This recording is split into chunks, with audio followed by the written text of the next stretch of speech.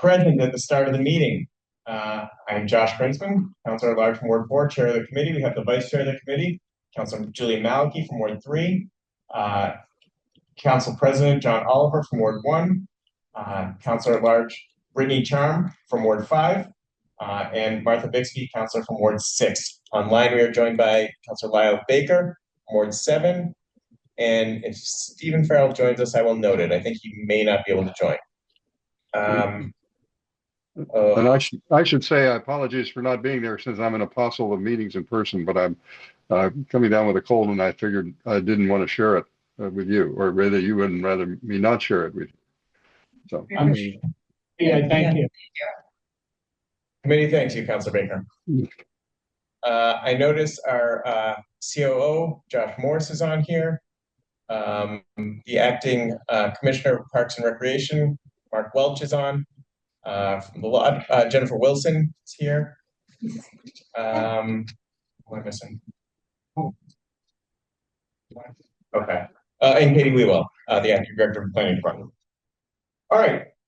Let's get it up. Councilor Allison Leary has joined us. Welcome, Councilor Leary. Our first item is item 26-26. This is requesting discussion and possible amendments on notification process for tree permit applications. Councilor Malachy and others have filed this amendment. My understanding is that you're looking to sort of make consistent, standardized the form and format of notifying neighbors. But let me introduce you to introduce your item. Yeah. Okay. So it's actually sort of two aspects to it. One is the kind of standardizing the notification process to ensure that everybody gets sort of a minimum level of something informative, because in the it's now almost 2 years since the modifications of the ordinance that we did at the end of the calendar year 2023 took effect in March of 2024, and notification of direct abutters and across the street abutters is required for construction permits. So we've had a chance to see what kind of notifications are occurring, and in some cases they're informative, and in some cases they are less so. All we know is what's uploaded to NewGov to look at, and in some cases all that is being uploaded is photocopies of the certified mail receipts, so that we know that a notification went out. We don't actually know what it says. In cases where the applicant is uploading a copy of what they sent to the abutters, sometimes it's clearly they're just using the standard, often one paragraph: I'm tearing down this house and I'm building a new house, and by the way, do you want to sell your house? Or it could be as extensive as mentioning, well, some of them mention, I don't plan to cut down trees, or I do plan to cut down trees. I don't believe any have specifically said, I have to provide a tree protection plan as part of my application and ensure that I protect your trees. What we hope to do here, and we mentioned this to Mark Welch last term, and he did not feel comfortable sort of requiring a standard form unless we had it spelled out in the ordinance. So that's what I'm trying to do here. And I think it will also, and some I've come across what are very good informative letters. They tend to be from the, from like a couple who's going to live in the house, and they write a nice descriptive explanation of what they're going to do and what the tree impact would be. But some of them are not informative. So if people want to keep writing their personal letters, that'll be great. But having a form that will be a fillable form. Mark did a great job on doing fillable forms for the other documents that are required for the tree permits, and it'll be something that will ensure everybody gets that there is a tree ordinance, that a tree protection plan is required, and this is where you go, the fairly simple URL for NewGov we'll get people to where they can look up what's in the tree protection plan. So that way, as construction's proceeding, they can find out for themselves what is intended to, say, protect their own trees, what is intended to protect the trees that the developer says they're going to preserve. And if they, the fences disappear or suddenly there's excavation, 3 feet from a tree trunk, they know that's not supposed to be happening and they can report it. So I think it'll help with getting people consistent information. It'll help with, sort of better eyes on what's going on. And it'll make it simpler for people. I know there are people who tell them to write a letter and they don't know what to say. Here they can just fill out the form and have it said. Now, the other aspect is right now, as I said, we only require the notifications for the construction type permits. We'd like to expand that to all permits because often when there's tree work going on, but we want to incentivize conversations between neighbors so that, some people, their first thought is this tree is a problem, a branch fell on my roof, I should cut down the tree. And that's kind of an overreaction, and they may not realize how important the tree is to their neighbors or how important the tree is in absorbing stormwater at their own house, their neighbor's house. They might not realize what they're losing by cutting down a tree. So we want the neighbors to know ahead of time and just have a chance to weigh in and encourage people to talk to each other. And there's also been instances where they're not planning construction, they have, tree company coming down to cut trees on their own lot, and the tree company might get something wrong and cut down trees over a property line, not knowing where the property line is. So we just want people to have a heads up when tree cutting is going to be happening, so that they know if they're worried about their own trees being mistakenly cut down or something, they can take steps to avoid that. And also, as somebody I've got to cut down a basically dead tree now, and I can getting quotes from people and doing the research. There's sort of it's useful to know trucks are going to be parking at some point. Just figure out the logistics and letting people know what to expect. So that's the two aspects of the docket item. All right. Thank you. So, committee members, my intention tonight, for what it's worth, is to hear from Acting Commissioner Welch. We'll hear from him. I know Law is here as well. The process that this committee has undergone in the past is that we discuss things in committee, we get a sense of sort of where the committee wants to be, then we hold the item, and then we have Law draft up an ordinance change for items that require an ordinance change. Folks who've been on this committee will recall that. And then Law can come to us with a draft ordinance once they've sort of heard our feedback and gotten the sense of the committee of where we want to be. So if the committee is interested in this and moving forward, it does require an ordinance change, and I would recommend the same process, but this is all, of course, subject to the will of the committee and the direction you all want to head. So, Mr. Welch, do you want to weigh in on this? Are you prepared to weigh in on this? I know you talked to Councilor Maliki about forms before. Yeah, so often folks, one of the requirements that was passed the last time was this concept of notification for all things related to construction and non-construction when it's on a 3-family or greater unit or commercial property or private golf course, private institution, any of those. So we have had very mixed items that we get from folks when they talk about their notification. I ask that they give us a letter that shows they've notified their neighbors, that they provide me with a list of the addresses that they've notified. Some people choose to do registered mail, but that's not a requirement. And then they upload that to the portal.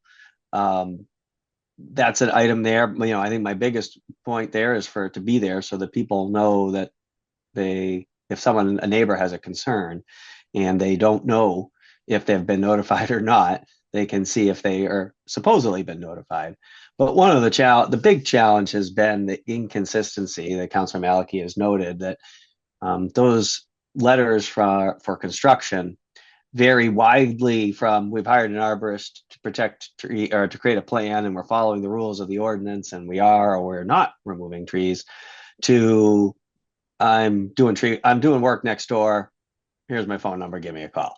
So not super informative. Also because although for the folks here and myself, we've talked pretty frequently about the tree ordinance over the last several years, it's hard to believe that other folks don't know about it, but there are still folks that don't know about the details or think they know the rules. So a notification that provides clearer guidance to abutting property owners on what to look for and where to look, I think is definitely beneficial. The substance is, we could probably talk through the substance of it all, but certainly for construction and, commercial type properties, a clearer notification message would be beneficial, and a consistency across the board would be beneficial. Okay, that's helpful. Do you have any, or do you want to talk at all about how the current ordinance works? I know you gave a couple of examples, but have you seen things that are working well or things that are not working well specifically? Usually if we amend an ordinance, especially a year or 2 years after we passed it, usually we're trying to address something that has either gone wrong or, come up as an issue. And it sounds like, Councilor Maliki has sort of identified some issues. Do you want to speak to that at all, or problems that have been, or consistencies that have been? No, I think the challenge that we've had, nothing ordinance wise. I do believe that although now that we're almost 2 years in, there's a larger body of people that understand the process, whether that be the builder or the tree companies or the other folks involved. We still struggle with this letter is a good letter. Standardized letter is a good example, despite the fact that we do have standardized forms and I thought a fairly straightforward application process that walks people through it. There's still some folks have a really hard time getting through it, or have a hard time. And again, this is for construction. Have a hard time putting the right information in the right bucket. For example, we have a tree removal form that we require, and people are to upload their tree removal form. Well, it sounds like it should be straightforward, but there are a percentage of the applicants that don't seem to understand that, and we have to explain it.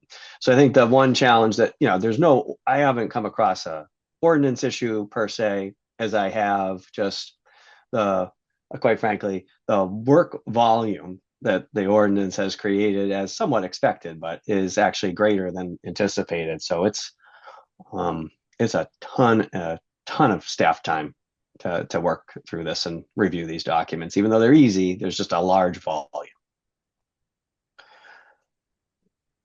Thank you. Let me open it up. I definitely have some questions, but if there are other councilors, I don't want to cut folks off. So, and let me also point out that we've been joined by Councilor Stephen Farrell, our 8th member of the committee tonight, not the 8th in any sort of pecking order, just tonight, the 8th one to show up. So welcome, Councilor Farrell. Anyone, or do you want me to just keep cooking here? Go ahead, Councilor Leary. Okay.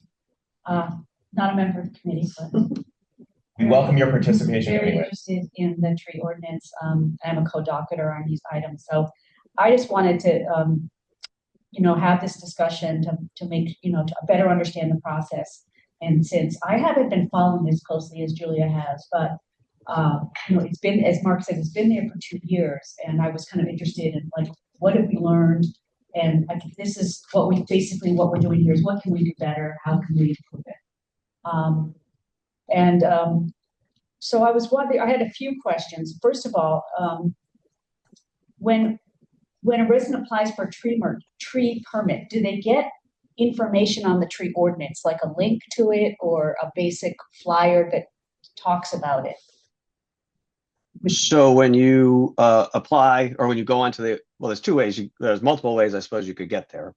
So if you didn't arrive at your tree permit process from looking at the Parks and Recs forestry page, because there's a lengthy page there with different links and different documents to review. If you didn't find it that way and you went straight to the city's permitting portal, and you selected the tree permit process, there's a brief narrative, and there are multiple spots along the way that you hover over a question mark and it will tell you what you need to do. And if you need more information, there are links back to our page, our internet page that has explanations, documents, and information about the tree ordinance. Okay, that sounds like a good process right there. Yeah, I mean, it's still, people have to look for it. It sometimes amazes me when people can't find the information, even though they've gone through part of the application form. So I think, again, I think there are, when we ask the question about changes to the ordinance, it's more process. We've been doing it for a while. There's probably some changes to some of the questioning within the tree ordinance to help guide people. But, that's about it. Are you suggesting that the city's website could use some updating? Well, actually, in this case, this is not what I'm saying. I'm actually just saying the information I put in the permit application could use some tweak. And also we should, when someone's applying for a tree permit, it could be for major renovation, but it also could be for just a removal of a dead tree or a diseased tree, or do they need it for pruning of a tree at all? No, they don't need it for pruning.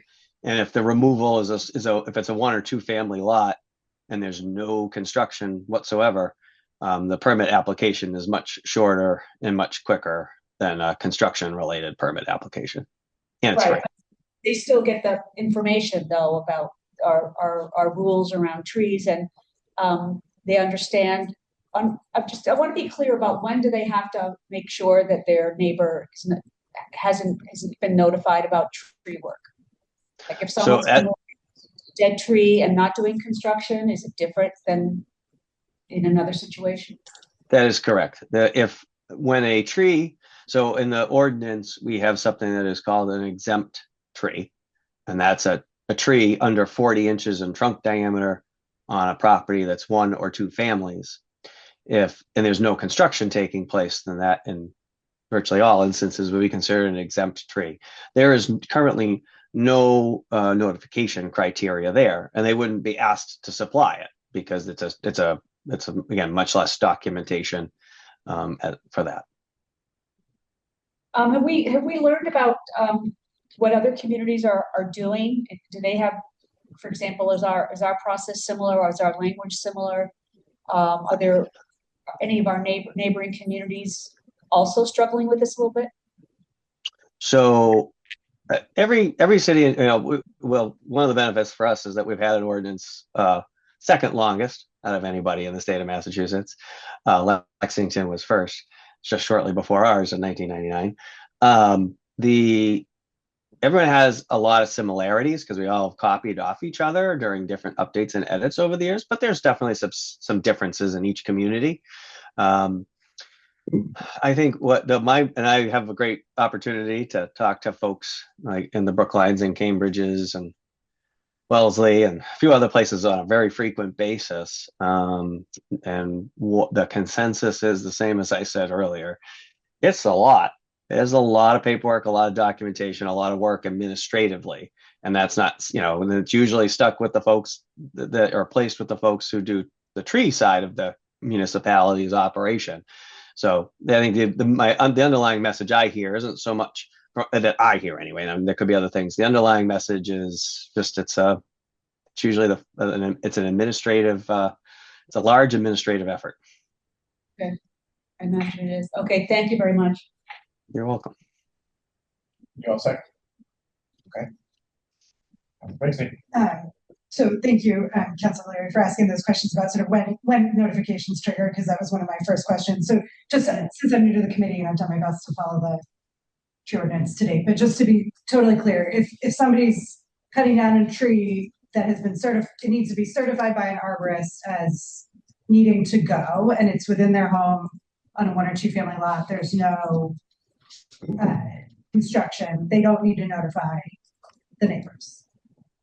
Correct. If it's what we call the exempt tree, the 1 or 2 family lot, non-construction, they are not required to notify the neighbors. I would just correct one thing there is it doesn't matter why they're cutting it down.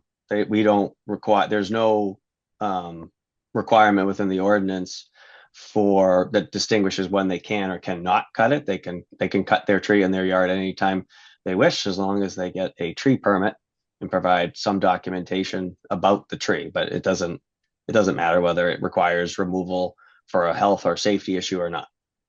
Great, that's helpful. Except for trees over 40 inches. Yeah, except for trees over 40. But we do trees over 40 inches on a 1 or 2 family lot is a super low number. I actually don't know. We only do, that would be a non-construction tree permit. We only do about 50 of those a year, and a chunk of those are institutions and things. So I'd have to look up the number, but 20 of them a year, it's not a lot. Interesting. Except Compared to, we did 540 exempt tree permits in 2025. But correct me if I'm wrong, Councilor Malky, you want to add the exempt permits to the notification process as part of this Yes, document. yes. So that's one of the changes. The second change that Councilor Malky was describing would be to expand the notification, the notice requirements from the way the commissioner discussed to include all those. So it would include exempt tree permit applications as well, which is the dead or diseased tree. It's the 1 or 2 family lots and trees under 40 DBHs. So Right? Yes. Okay. an additional change would be that if I had a tree that was needed to go in my yard, single family lot, I would need to notify the neighbors The immediate neighbors, yes. that I was doing this. Okay, so that, sorry, please, go ahead. I was just gonna clarify, so Yeah. that's almost a double change, right? Because Right. it's the 1 or 2 family, and it's even if it's dead or diseased. Right. It's sort of, Okay, But they could do it with that form, but you could do it Yeah. with the form, and you would need to get a permit anyway right? to begin with, so you submit the form, and then it mails them for you? There is currently no fee for the form, Okay, for the permit for exempt. Okay. Exempt permits. It doesn't mail them, but you can you print out the form, you deliver it to your print out the neighbors or form, whatever. drop it off. however you Okay, want and to then do the it. form Yeah. is, Like Mark said, it's not required to do certified mail. okay, so I can just like jot at my front doors. Okay, interesting, that's helpful to wrap my head around. I had a second question. I guess, well then, I might come back to that when it comes back to me. Mr. Welch, so yeah, I mean, it's helpful to hear a little bit about the extra work. Would this add work, take away from work, be work neutral? I think for what we're currently notifying for construction, non-construction, I think that would be work neutral, because we still require the information. It may anecdotally save a little bit of time on the phone with folks once they learn it, but quite frankly, I think I would call that work neutral. Adding an additional notification, a notification requirement where it doesn't exist, it would add a slight amount of review time.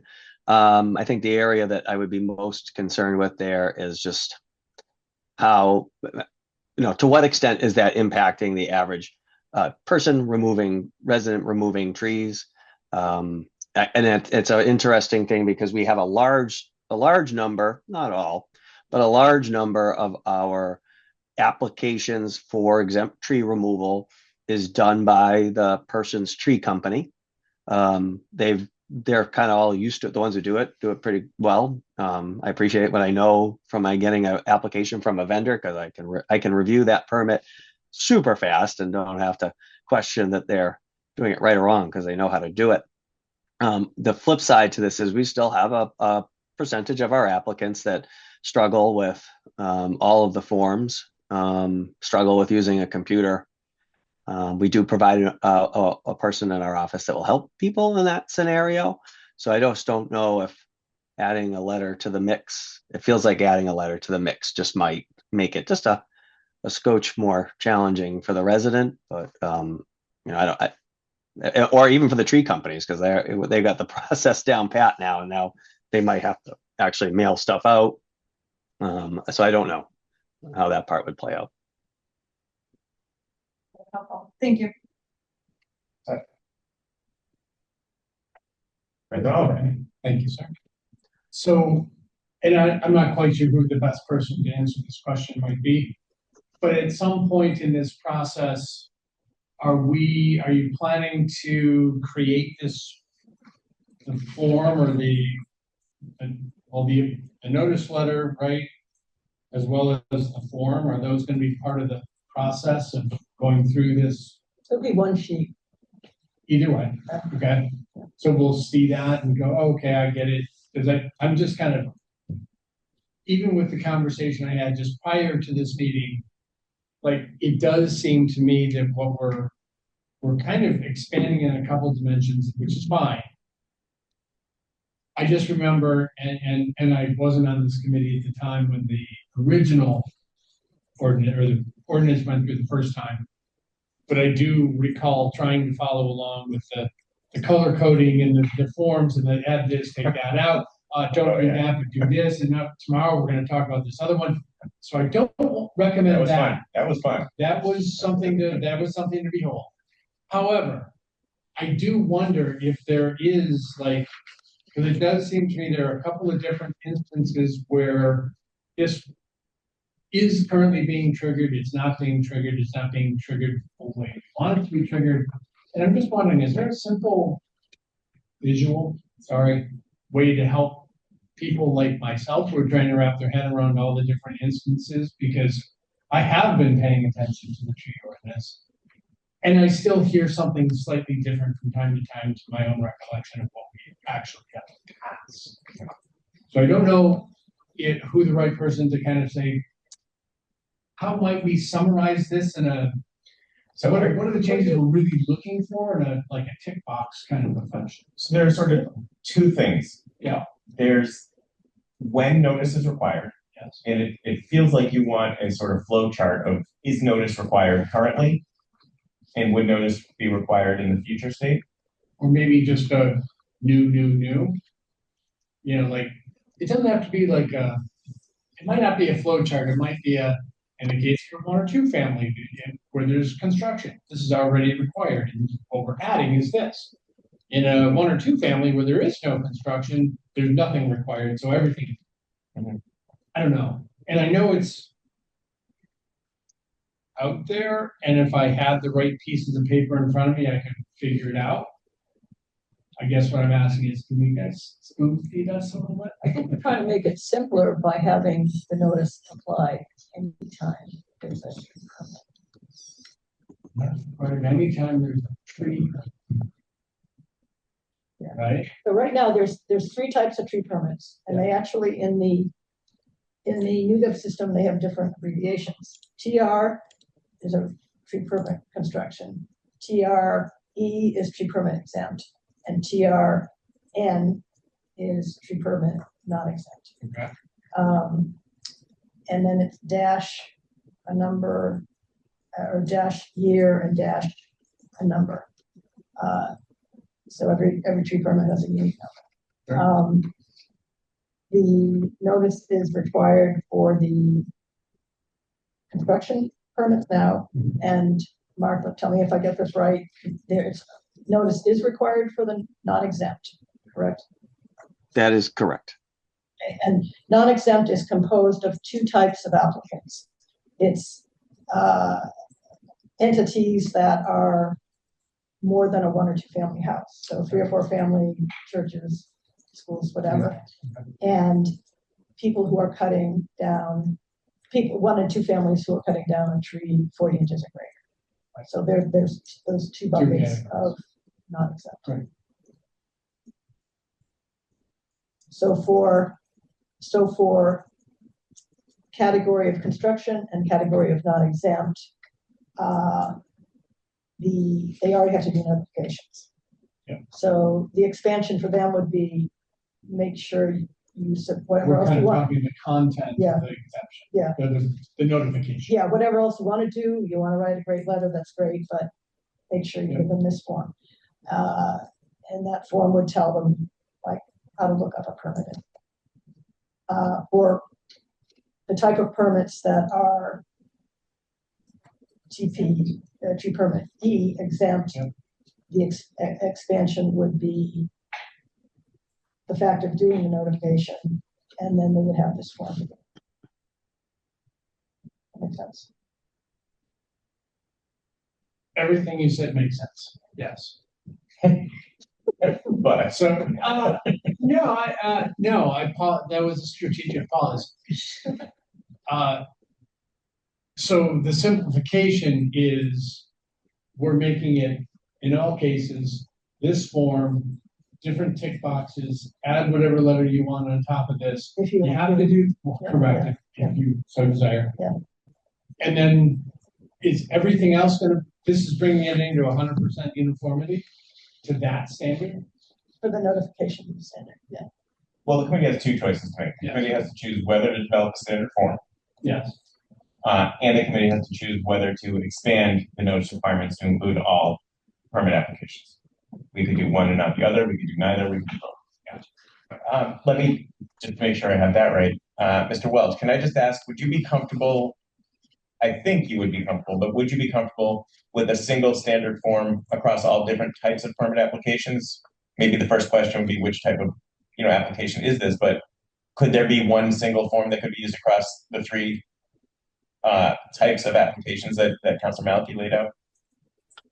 Yes, yeah, there could be one single form for all notification. I would, as in drafting that form, we would just have to think through how that language looks or how it points people.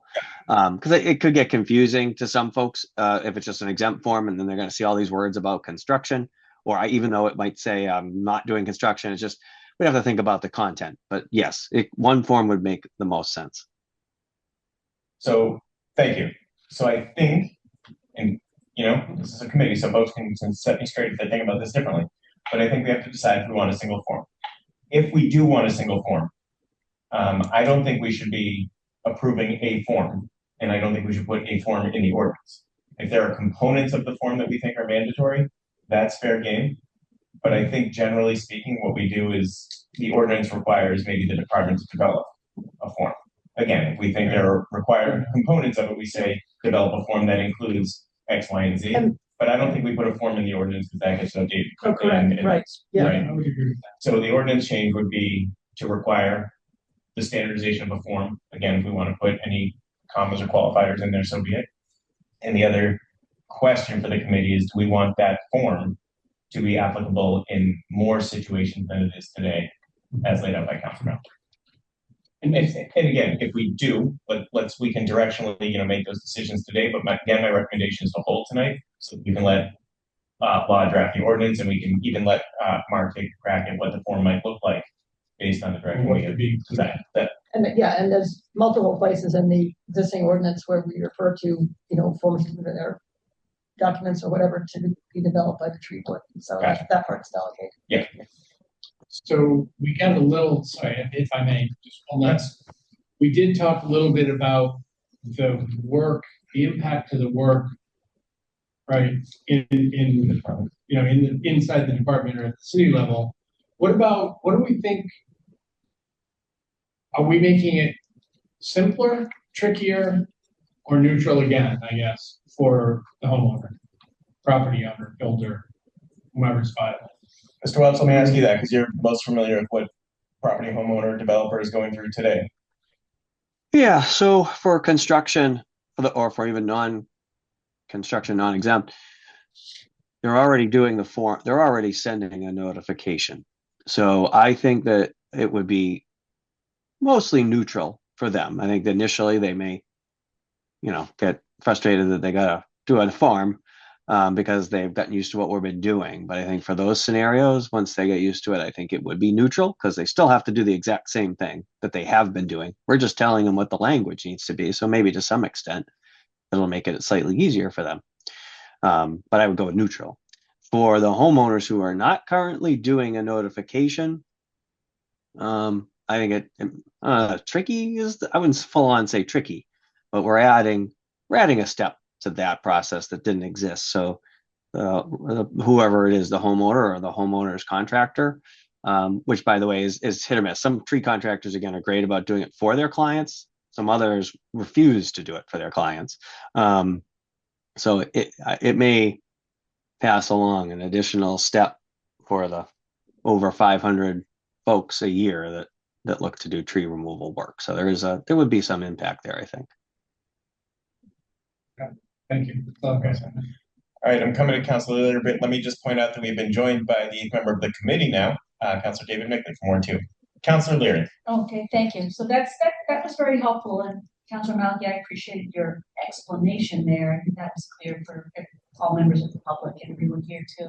And my explanation was helpful too. And Right? yes, you- Yeah. Yeah. Oh, I know you were going to say it. Yeah. And so when we're besides the standard form that we use, universally, we're expanding notification to exempt trees, that's the new thing, right? And so I'm asking, just to ask, is why are we doing that? Has there been a problem in the past? Has it been a problem to the neighbors? I imagine there's a reason why we want to expand it. I'm not opposed to it. I just wanted to learn more about it. For me, it's always a balance between, burdening homeowners versus protecting our trees. And also I'm cognizant of the work that Mark's staff had to do as well. So I was just wanted to ask about that. Yeah, so I don't think adding the notification to exempt trees would really affect Mark that much. I guess he would be checking to see that it's there. Although I noticed when I was doing my own tree permit that it did not accept, you couldn't submit the application until you had all the required forms. So and that the system kind of ensures that it wouldn't be submitting an application until it had all its forms. I think the advantage to notifying neighbors, even in the case of maybe not so much the dead trees that are so obviously dead, but the trees that appear healthy or in fact are healthy, that the person thinks they want to remove them for whatever reason. I think it'll facilitate understanding and also let the person who's cutting down the trees know that if their neighbors are concerned about it, why they're concerned about it. Because as I said, when you cut down, and I've heard so many stories about this, when somebody cuts down a big tree in their yard, that tree has been soaking up stormwater from more than just that yard, but the neighbors' yards, and flooding can occur in a next door neighbor's yard who didn't have flooding before because suddenly that tree is gone. People sometimes, I think, overreact to or are kind of over fearful of trees, not realizing that they can, if they're worried about tree limbs falling on their roof, the tree being too close to the house, or something happens during one storm, they might think we have to cut down the whole tree. And often that is not necessary. You can make a tree healthier by pruning the deadwood, by thinning out the canopy so that it's sort of less of a sail and when you go through it. There's things that can be done short of removing a tree that somebody might not think of if they don't realize how much the tree means to their neighbor. So I think it sort of promotes appreciation of the value of trees and sort of a good neighbor policy and talking to each other instead of just doing things in your own little silo, not realizing what impact things have on your neighbors. Right. And it reminds me a little bit about our historic preservation notice where people start thinking about other options rather than just outright removal. Right. For example, skags, if part of the tree is dead, but you can safely keep the part of the tree, the skag, those are very important for wildlife. And it's unfortunate that we don't do that very much. Usually they remove the whole tree and they don't. You mean a snag? Yes, a snag. I got a skag. Skag was a new one to me. Yeah, Snag. I think it's called a snag, right? But I got my P's and my pens Yeah. there. they can't be too big because then they could fall on people. Right. But they do have wildlife benefits. Yeah. Okay, so I think those are good reasons, but have we had people like complain about a tree coming down and they didn't know about it and they would wish they had known about it? That kind of thing It's going on? usually, Or the flooding issue that people notice. well, I've heard, often it's, you know, in connection with construction, but it doesn't have to be. Because people buy houses with lots of trees and then just, they don't have the trees, so they'll just cut them down. Okay, thank you. Karen? Yes, I am also clearly new to the committee, new to tree ordinance conversations. But I came to this with a similar starting point as Councillor Leary, which was like, we've had a couple years now of the tree ordinances. I would love to sort of take a beat and say, what have we learned? Like, what's the feedback coming from those who are removing trees, those who are the neighbors of those who have been removing trees? Do we think that the ordinance has been effective at slowing some of the tree removal? Like, what has been the experience of people with notifications so far? And I think that, 2 or 3 years feels like a healthy amount of time to be able to say, great, like, what are the numbers that we're seeing in each one of these categories? We've had so much wonderful feedback from the community, which I really appreciate and have been learning. So thank you everyone who's joining and who wrote in. But it seems to me like there's still a lot of, egregious examples of trees coming down. Like, do we think that this is actually slowing things? So I think, really benefit from saying, like, great, we have this, leading ordinance.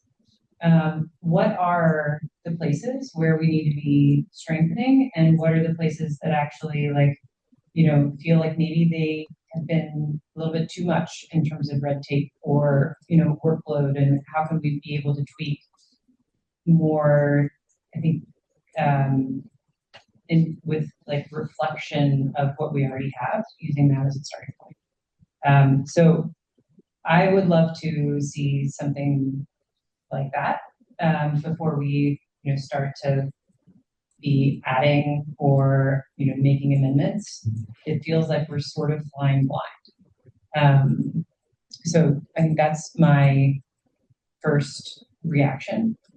I wonder about the impact of some of the notifications in terms of things like, additional cost and delays to homeowners. So in addition to, the efforts, so if we're talking about expanding the notifications to 1 to 2 family homes, we have a lot of 1 to 2 family homes in lots of single families. So, this is a significant expansion, which could be great because maybe it means that we'll be able to, save more trees, which are really important in lots of ways. But that also means that the impact of this we would get a lot of feedback, right, from at least 540 a year of people to say, like, okay, now I have got to, like, would we be putting in like an arbitration period for neighbors? Like, the neighbors could have a month, before the tree could be taken down. Like, what's the right of that process? And would there need to be additional expense that could come from this? Just trying to think of those who are like single family homeowners who are trying to do the right thing. They, there may be legitimate reasons why they do need to bring a tree down, and it is within their property right to do so.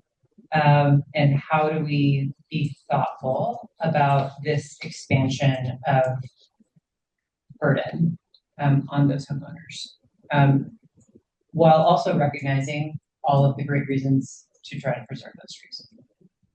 So, Sure you're not a lawyer? So that I would say that's your points. Thank Okay, you. Thank you. well, I think, Hang on, I had Councilor Charbonnet. Yeah, I'm sorry, Councilor Brinsman, sorry. Thank you for those points. I mean, I think and I think I was jumping in a little bit earlier on the topic of sort of why the expansion piece. And if the goal is to get people to think through other options, which I see in here as a really important piece, I think it is easy to kind of be like, this feels unsafe, be gone. And I wonder if there's other possibly more effective ways to achieve that. If we are, if whatever the forms are, and I don't know what the options are, sort of on the website as people, are filing a permit to take down a tree. If there's suggestions of other, options that could pop up there. I guess I have some concerns about expanding the notification to neighbors. I hear the hope and goal of having productive neighborly conversations, and can also see the flip side of it, which can be, pitting neighbors against each other in situations where it doesn't, that doesn't need to be the case. We can always make policy and hope for people, to use their better angels, and we have to keep, I think we've heard from many residents over time who feel sort of, singled out or otherwise, kind of have unproductive relationships, there. And so I don't know how this will play out. It's just something to think about a little bit on that front as well. I think if we were to separate the two, standardizing the form makes a tremendous amount of sense to me. I think clarity for people who are doing things and making it easier and making the communication much more effective when that's what's required is a great one. The second piece, I'm still wrapping my head around a little bit. yeah, so I just wanted to talk about the, would it cause delays? And the thing that takes the longest is getting on a tree company's schedule. Mark is turning around tree permits very fast when they're simple ones like this. And the notification is going to happen when they put in their application, so it's not going to affect the response time at all. So they But if the goal is download the notification form, give it to their neighbors, put in their application, then it's, I don't know, Mark, what is it, a couple of days that you normally turn around? Yeah, for exempt permits, as long as everything's correct, we'll go with a couple of days. I think I'm averaging just over 24 hours. If it's turned in during the week, if it's turned in on a Friday afternoon, then it's probably a Monday or a Tuesday. But yeah, exempt forms, we try to do them quick. And then the tree companies, and I sort of got quotes from 4 of them, and they say up front, we need a tree permit. So they're not going to go do stuff without the tree permit, knowing that either they've got it or that you've got it for them. And they want to know that that's in hand before they schedule. So, and it takes, I had a friend who was getting tree work done, and they were backed up like 3 weeks just with work. So it all depends on the company. Councilor Baker. You're muted, sir. Thank you. I'm trying to follow this, and I'm having a little difficulty, but the idea of the standardized form, I think, has merit is from the discussion. And I hear the question about the notice, and the part that I'm still a little unclear about, and perhaps someone can explain it, is the purpose of the notice is to advise a neighbor that work is going to be done. But there's no ability for the neighbor to affect it, right? Is that correct? Or is there some? Yeah, there's no appeal right of the neighbor or anything like that. And I, having dealt in conversations with neighbors and ward counselor for a number of years, I think you ought to think clearly about what the value versus the impact. You know, if people get a notice that the neighbor's tree is coming down, they're sort of implicit in that. You would have to have the form come and say, and by the way, you can't do anything about it. It's just information, right? Because the implication would be, well, I'm being told this for a reason.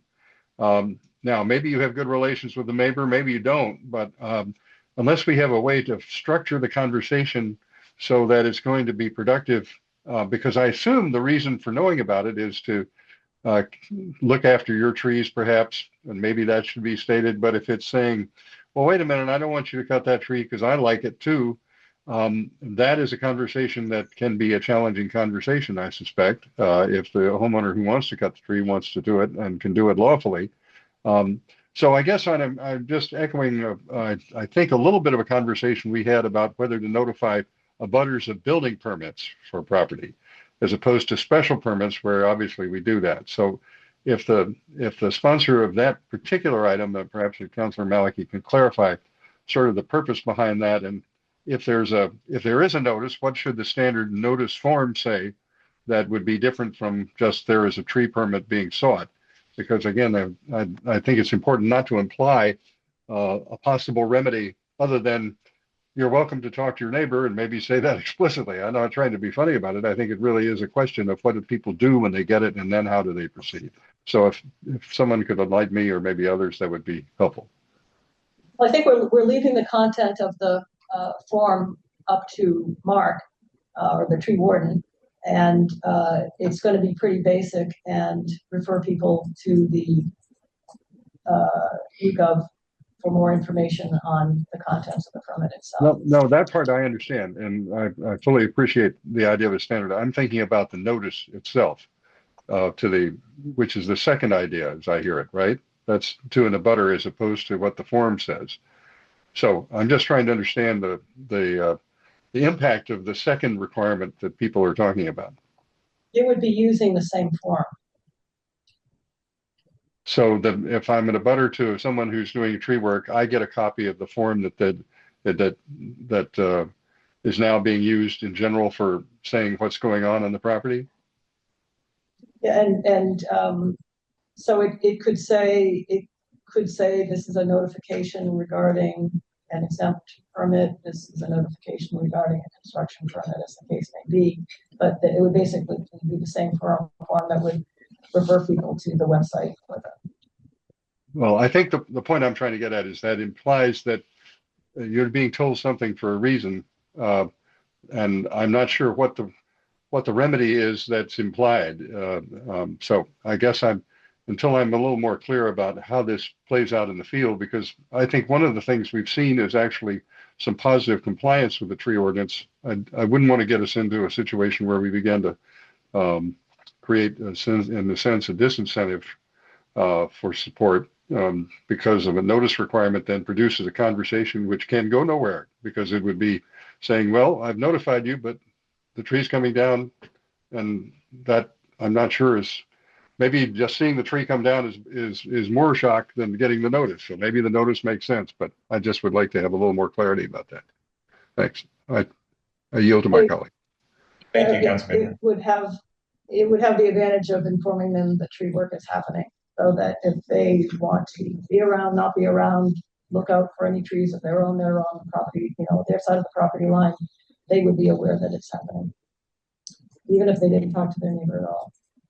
I have a clarifying question. Should I wait until after? Yeah, Councilor Makeley, can I get a clarifying question here and then I'll come to you in 1 second?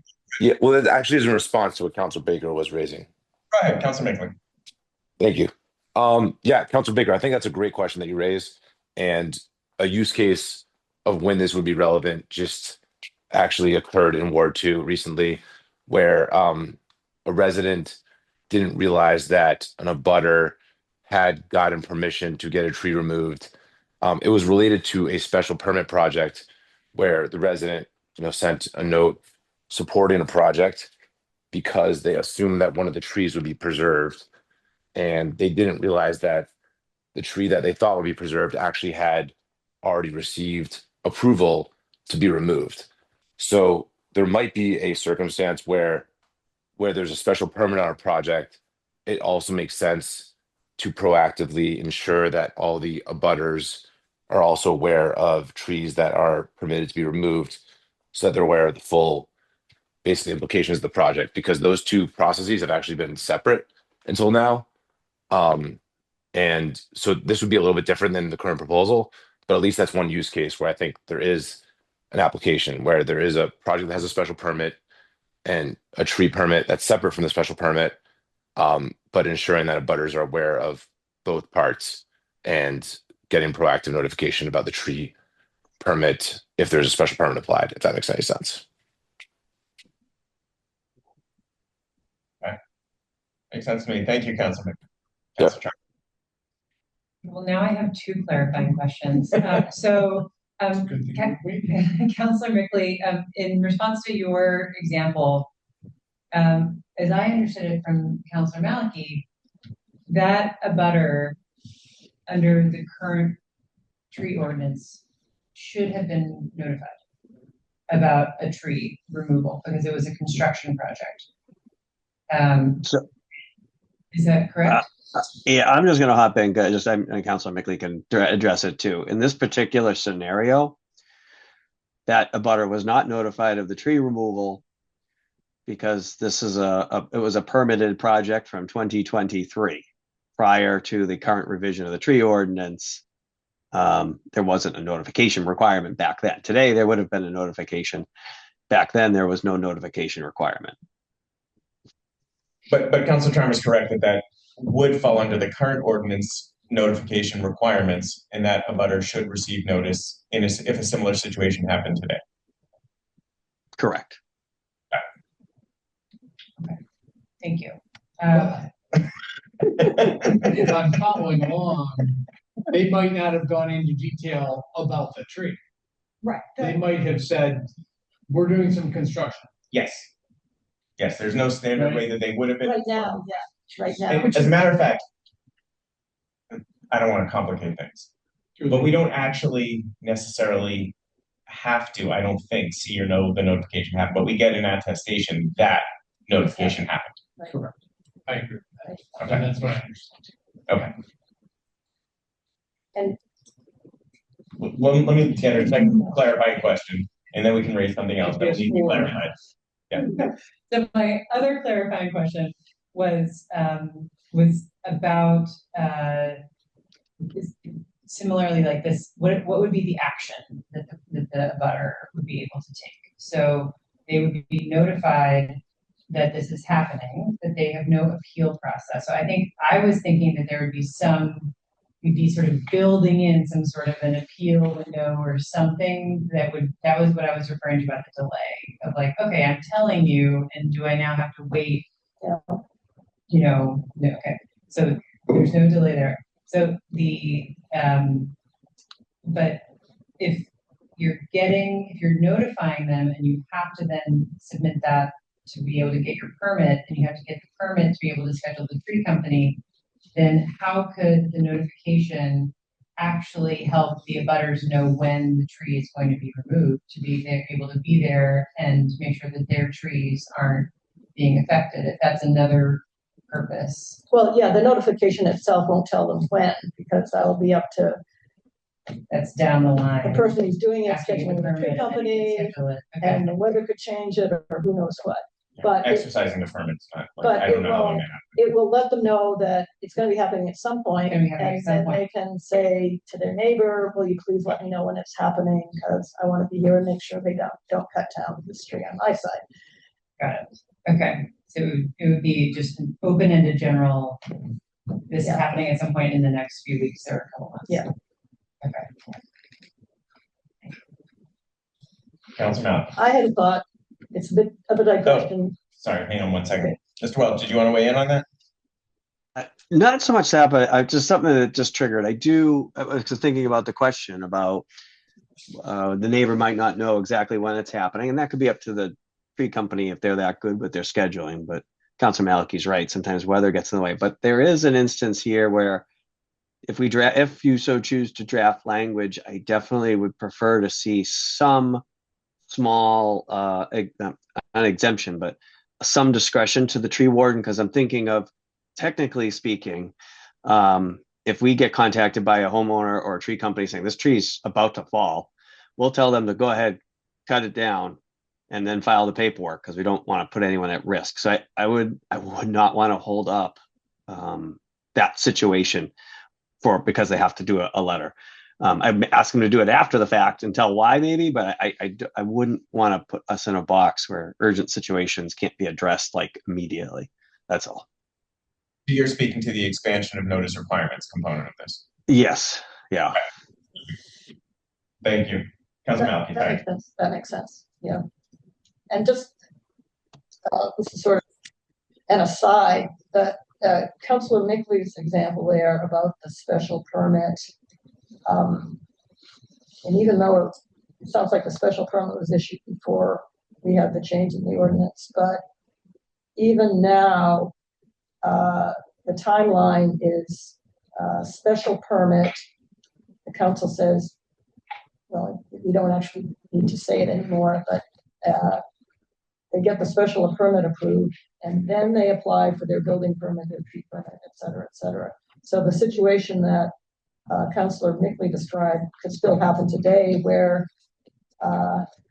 some neighbor says, oh yeah, I support the special permit, thinking that this tree is going to be preserved, and then 2 months later, or whenever the tree permit and the actual building permit get applied for, the tree goes away.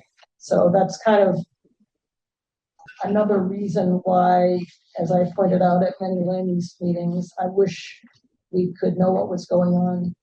The applicants for special permits would tell us what's going on with the trees before they come in for the special permit. That's an aside, not for tonight. All right. So, Councilor Baker. I want to respond to Councilor Mickley's point and also the one that's just made.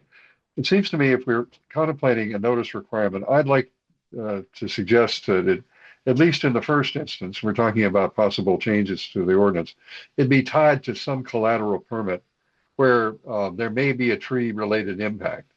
If there's a notice to abutters because of a special permit or some permit from a conservation or historic commission or something that might involve the trees, although historic commissions traditionally don't have jurisdiction over landscaping, but at least there's some process where neighbors are notified about what's going on. If there's something within the scope of the permit that might involve the tree itself, such as construction, I could see being advised to that they would also get, at least in the notice about the special permit, that there may be other activities that go on, such as tree permits or otherwise. At least in that context, there's some conversation framework and notice of a project in a way that I think has some link to the ordinance.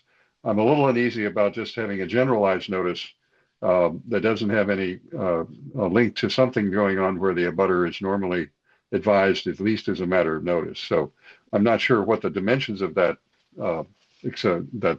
new avenue would be, but I'd feel more comfortable with that than the generalized notice. Okay, that's helpful. Thank you. Ms. Wilson, I see you've raised your hand. For those who haven't met Jennifer Wilson, she's with the city's city solicitor's office. Ms. Wilson. I wanted to just respond to Mark's comment about having the discretion for the case of dead and diseased, et cetera, trees. I just wanted to say that we could absolutely put some kind of exemption from the notice requirement in there's already a section in the ordinance that has like a list of all of the kind of like concerning types of trees, like dead, diseased, near utilities, and we could exempt just those from the notice requirement if that's something you guys are interested in. Okay, thank you. All right, I don't see other hands. So my suggestion is that we just sort of, as a committee here, do sort of a straw vote. Mr. Chair, I'm sorry, I see Councillor Farrell raising his physical hand. Oh, I'm not seeing that. I apologize. So thank you, Katie. Councillor Farrell? Thank you, Chair. I can't find my little yellow chair on the little yellow hand on that, so I thank Katie for noticing my real hand going back. I I'm having a little, I'm concerned as the way my colleague, Councilor Baker is. What does this notice actually say? Does it say that people should be aware that they have some rights when they are notified that the neighbor is going to be taking down some trees? I mean, what does it literally, what does it tell them other than we're going to take down some trees? Does it enumerate in any way their rights to have their own trees protected? Does it enumerate in any way that they should be careful about the root systems that might extend into their yard? I mean, all I'm hearing is that we're going to let them know that we're going to take down a tree. So if that's all it is, I'm concerned about it. But if it says we're going to take down this tree and you should know because you can make sure that we wrap your tree, which is very close to the construction site, in wood protection pieces, or, I'm going to repeat myself. So I'd just like to know, is there any language that says anything besides we're going to take down the tree and we want you to know? Well, I think part of the docket item is to standardize the form. We could standardize what information is received by the abutters, because as you point out, today there is no requirement about what that notice entails, other than notice of what is going on.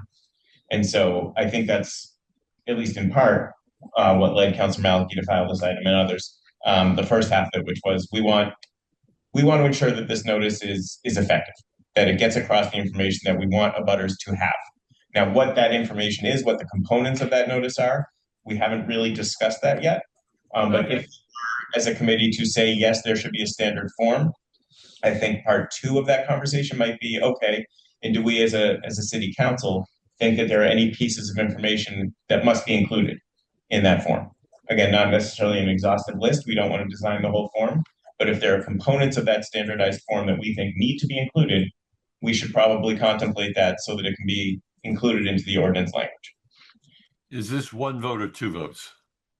So I'm going to suggest that we first at least sort of take a straw vote. Do we want to standardize the form?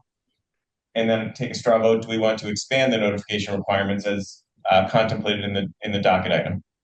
If the answer to either of those is yes, or well, I should say, if the answer to standardizing the form is yes, then I suggest we undertake a little bit of a discussion, a quick discussion about whether there are any components needed. Then I suggest we hold the item to give law time to draft that, and the commissioner time to potentially, draft up a form of what it might look like, so that we can come back and have a more informed discussion about whether to pass the item in that form. That's my suggestion. Thank you. Okay. That sound good to folks? Yeah. Okay. I see another hand up, but we're not doing public comment at this time. So another course of action, obviously, we could decide to hold a public hearing if we want to hear from folks, anyone with an interest in this, anyone, developers, neighbors, people who've had experiences. We could always do that if it be the will of the committee. So, Councilor Leary. Just one last thought. This has been a very good discussion, and I appreciate everybody's comment. It does bring up a possibility of having very unpleasant conversations or confrontations between neighbors. It really depends. It could be a great thing where the neighbors get along and they kind of have a shared idea about the trees, and they decide that they don't have to remove it, or they're just going to remove the dangerous limb or something like that. It could work out. It could also go very south. And that's my one concern about that. I'm not sure how we could, I don't think we avoid that. And Councilor Baker's comment about, they're getting notified, but there's nothing they can do about it, is also a concern. So that's something I'm thinking about now. Not on this committee, but unless there's more information about what's helpful to me also would be actual real life experiences, like people who have gone through this, or neighbors who've said, it would have been helpful to know about the tree, because then I would have gone over there and talked to them. But since we're a big city, there's a lot of things that could happen, and I'm just concerned about being confrontational. Thank you. So why don't we do those straw votes that I suggested, see if folks want to proceed with either or both components of this, and then go from there. Folks, okay? All right. Are folks interested in standardizing the form, what the notice would look like that persons subject to the tree ordinance would send to their neighbors? Those in favor of such a requirement, show me. Yes. We got 5 here. Okay, that's overwhelming. So we got 8. Thank you for leaving them up. Okay. In a moment, we can get into a subsequent discussion to that.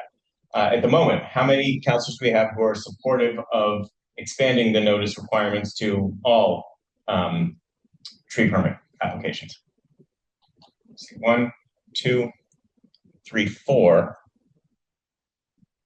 That's 4 to 4. Okay. Oh, Okay. are you sure? Councilor Baker, is your hand up in support? No. Okay, well, I think 4 wouldn't have necessarily passed it anyway. So 3. Okay, so it seems the committee is not yet interested in expanding the notice requirements. So that still leaves us with the standard form. Why don't we just for a couple minutes quickly say any components that we think should be included in this to help give our commissioner some direction and help give the law department some direction about when drafting this, things to say. So How many trees? And so I'm assuming that this is we're applying for the notification form would be like if I'm removing 3 trees, there's 1 notification form, right? So how many trees are coming down? And if I were the abutter, I would want to have a little picture maybe of like which of the trees on the property are they? So that I looking at my neighbor's property would know which ones. Councilor Malek. I think the key things are mentioning the tree ordinance, mentioning the how to get permit information on YouGov. It's not really practical to get into too much detail on the notification form, even to the extent of telling them how many trees, because that can so change. They can frequently, they'll start off with 1 number of trees that they're going to remove, and then more get removed. Maybe they'll come in for an amended permit, maybe they won't. Eventually, it should end up in the folder in YouGov, but you can't rely on information that when they're starting out. Because when they're actually removing the trees, they realize that it's something that's more extensive. It could be that. It could be they are overly optimistic when they start out. And there was this case over a special permit on East Side Parkway where a whole bunch of trees were going to be preserved, and then they decided, oh, we need a bigger backyard, so they just went and dug into the yard, and the arborist said these trees are now unsafe, you got to remove them. So stuff like that can happen. So you can't. I think any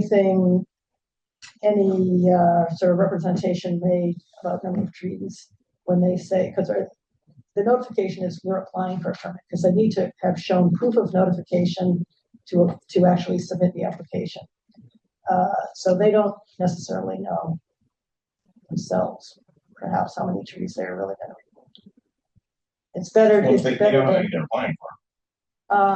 well, they may know how many they intend to apply for, but there's no guarantee it's going to stay the same.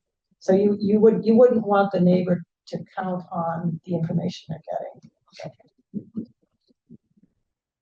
President Oliver, did you have a? I do like and I don't know how to word this, but there should be something on there that says why you're being notified. You have rights. Yeah. They are included in the tree. Yeah. Whether it's a link then to the ordinance or Yeah. QR code or something like that, whatever. But it should also, that might be the place to also say, while you can't stop while the property owner has the right to take the tree down, you might want to have a conversation. I don't know if we want to go that far or not, but it's a consideration, I think. Because like we're saying, one of the reasons we want to do this is to get the conversation going. I see Stephen wants to comment on that as well. But I do think that identifying for the abutter what their rights are, or where they can find out, hey, we're telling you because you want to make sure your trees are protected. Cutting down, they're not cutting down your trees by mistake, blah, blah, blah, whatever they are. I think that it seems to me like if I received one of these, you know, in the mail, or my neighbor handed it to me, or what have you, my first question is, and I'm getting this why? Yeah, I guess my thought is, and I'm coming to you, Councilor Farrell. I see you. I know you can't raise your little yellow hand, but you raised your big white hand, so I saw it. My only concern is like, you know, these are your rights. Feels to me like it's setting up the confrontational discussion that Councilor Leary is wary of. An explanation of why you are receiving this would be helpful. There you go. Sure. Okay. It dovetails into the same exploration. They feel very similar, and I trust, you know, legal But I like come up with that, but okay. Councilor Farrell. Thank you, Chair. And if anybody can tell me how I can get the new version of this to get a little yellow hand, that would be great. The biggest thing on this, it seems to me, and I would like to ask the commissioner, you know, of the 500 people that have done this, have abutters come up and said, God, I wish I'd known because. But it seems to me that one of the critical issues here is simply to inform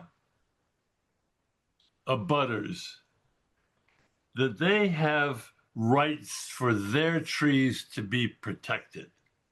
And I personally have experienced the cutting of roots.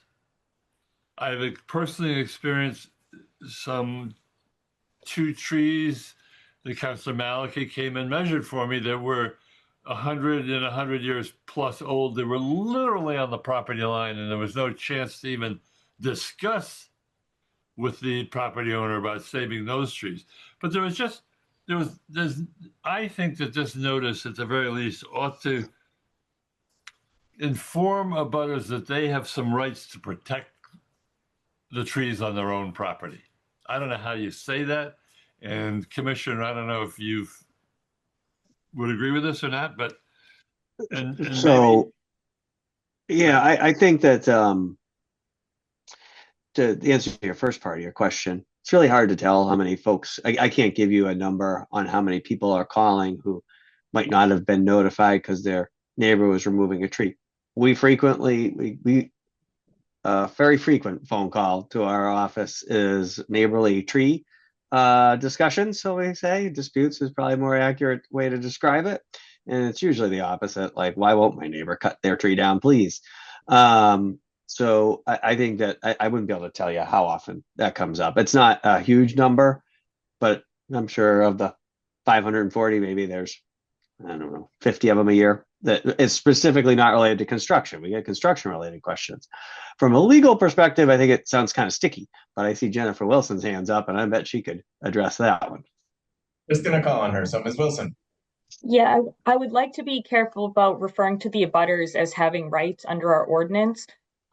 Certainly what Councilor Farrell is describing could be a private right of action, but under our ordinances, we haven't given the abutters any rights themselves. They don't have the right to submit anything to the tree warden, to request any protections, or to appeal anything.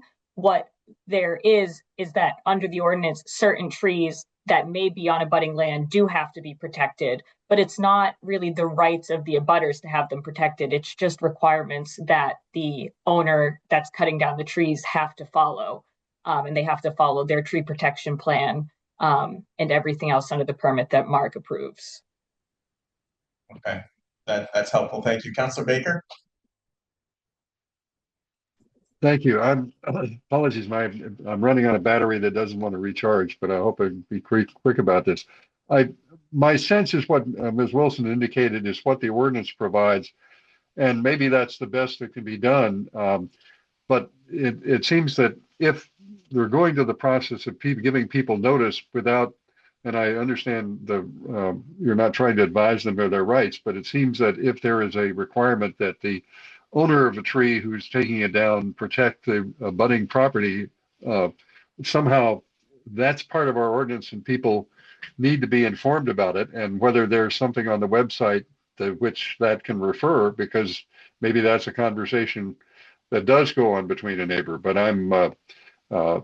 it seems odd that we have a requirement to protect the butters, but to say, by the way, that doesn't really protect the butters because they don't have any rights to enforce it. It's just part of what the permit requires, and only the city can enforce. And if that's the case, then it seems a rather empty gesture to tell people. So I was in favor of having some notice collateral to a permit like special permit, but I'm a little nervous about advising people about rights if they really don't have any, unless we want to say that they should. Councillor Mickley. It sounds like people didn't like the way I phrased it. Thank you, Chair. Yeah, I think there's two elements to it. One is, I think, definitely important to be explicit when people don't have rights to do anything about the tree, so that they don't have false hopes that they can do something about it. But I do think there is value in managing expectations, the same way that we notify residents when construction will be done on the road, when utility lines will be changed. They can't do anything about it. That's going to happen regardless. It's still helpful for residents to know that it's going to happen. They still appreciate that notification. And when they don't get that notification, they are certainly frustrated. And if a tree is going to be cut down from their neighbor's yard, even if there's nothing they could do about it, there's a decent chance that the shade in their yard is going to be affected, that their experience of their own yard is going to be affected. And maybe they could have a conversation with their neighbor. Maybe that conversation will go nowhere. Maybe they won't even have a conversation with their neighbor. But it's just about managing expectations. So I think even in a scenario where they don't have rights, important to be explicit about that. But the notification also helps manage expectations. Councillor Charm. One more quick question then. Well, 1 second, Councillor Farrell. I got Councillor Charm, then Councillor Malky, then I'll come back to you. Maybe another way of putting this is like preventing nasty surprises, right? It's like at least you have a sense that something is coming and you can sort of emotionally prepare yourself, right? For like, oh, like this is really disappointing. I think I'm sort of stuck on the idea of the fact that we can't tell them how many trees or which trees might be coming down. So like and maybe we'll noodle this when we see it, maybe we won't see a version of the form, but I'm just imagining being, Councillor Oliver receiving this in the mail and going, okay, I'm finding out that my neighbor is going to be removing trees, tree parentheses, S, close parentheses. There will be some removal of tree at some point. I have no idea which tree and whether it's actually on my property line, whether it's my favorite tree, whether it's the tree that's shading my backyard, whether it's the tree that's putting acorns all over that I wanted to come down anyway, and I've been calling, Commissioner Welch's office to complain about. Like, it just feels as though that alert. Oh, and by the way, you don't know when it's going to be, and you can't do anything about it. So, just feels very like it would just be a very frustrating piece of mail to receive.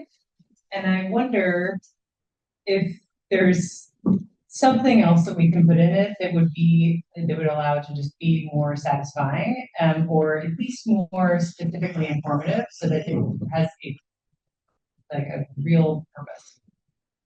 I'm going to come to Councillor Malky and then Farrell and then Bixby, but before I do that, I want to make a suggestion because I think we're spiraling a little bit here. I think we want to give fairly general, not overly prescriptive instructions in the ordinance. I think we want the notice to be helpful. I'm trying to sort of, aggregate all the information I'm hearing and all the input that folks have given, which is really helpful. My suggestion is that we, in the ordinance, ask the tree warden to include an explanation of why an abutter is receiving this notice and how they can get more information about the permit and how they can get more information about the tree ordinance. I think those are sort of the components that if an abutter has that, they can go as deep or as shallow as they want. And we have given them the tools to get the answers to a lot of the questions that folks here are asking or saying they might want or they might think an abutter would want. But that's my sense of those sort of three categories would be helpful. And I don't think any of that crosses the lines that Ms. Wilson was cautioning us against, but I'll throw that out there. Councilor Malky, then Farrell and Dixon. Yeah, I think you summarized it really well. The key things, including where people can get more information about the permit itself and the details of it and information about the ordinance. And I would suggest that the notification include sort of a sentence to the effect that the tree ordinance requires me, the constructor, whatever, to have a tree protection plan that protects trees intended to remain, including trees on neighboring property that could be affected. No. Yeah. Information about the tree plan. Yeah, and you've got the video there. Yeah. Councilor Farrell. Thank you, Chair. Let me get away from my rights as the abutter, but can the abutter be told that the developer has a responsibility to protect trees on abutting lots? Yes, I think Is that what you just said? sort of encapsulated that with about information relative to the tree plan that the landowner is required to create or So have that created. that can be slightly, Right. Not to mention the fact that I'm a little surprised that if someone cuts the roots on my tree and it dies, that I can't go to them and say I have a right to have. Anyhow, I won't go I there. think what Ms. Wilson said was that would be a private right of action, that wouldn't be something that is created by this ordinance. Yeah. Okay. All right. But so if I repeated what the Councilor Maliki just said, I apologize. But notifying that the developer has a responsibility to have care with abutting property, I would hope we could do that. Thank you. Ms. Wilson, did you want to weigh in on something I just said incorrectly? You want to set me No, straight? nothing that you said incorrectly. I was just looking for some clarification. You've said, or people on the committee have said both the tree plan and the tree protection plan, which are two different defined terms under the ordinance. So I just wanted to get some clarification about which people were meaning. So the tree plan is required with every tree permit, and a tree protection plan is something additional that the tree warden may require. I mean, my guess is that Councilor Malky is going to say the tree plan and, if applicable, the tree protection plan. The tree protection plan is the plan that would protect trees intended to remain, including trees on neighboring property. And there should be one of those for any time there's construction. I believe. Oh, yes, you're correct. That is, a tree protection plan is required whenever work is being done within the tree save area or even if the tree's on an abutting lot. So that would make sense. Yeah, I would just jump in real quick. The little nuance there, I think we just have to wait. It's all about the wording in the letter, because there would be an instance where a tree protection plan is, it's not often, but there are times where tree protection plans are not required because there's no construction taking place within the tree save area of the trees. So we just wouldn't want to confuse people. So it's just a language thing. Okay. Whatever nuances of language are just identified, what Councilor Maliki said, the rest of us will be included. So I'm happy. All right. So folks feel like we're in a good place here. We're ready to maybe hold. Folks comfortable? Can I get a motion? Move to hold. Councilor Maliki has moved to hold. Any discussion on the motion? All right. All those in favor of hold, please say aye. Aye. Any opposed? Any abstentions? 8-0 on a hold. Thank you. And Ms. Wilson and Mr. Welch, I think you guys understand right where we're at, and we can meet at a future date and make some progress, correct? Okay, Correct. great. Our last and final item of the evening is 29-26. Thank you. requesting discussion and possible ordinance to incorporate tree preservation into the design process.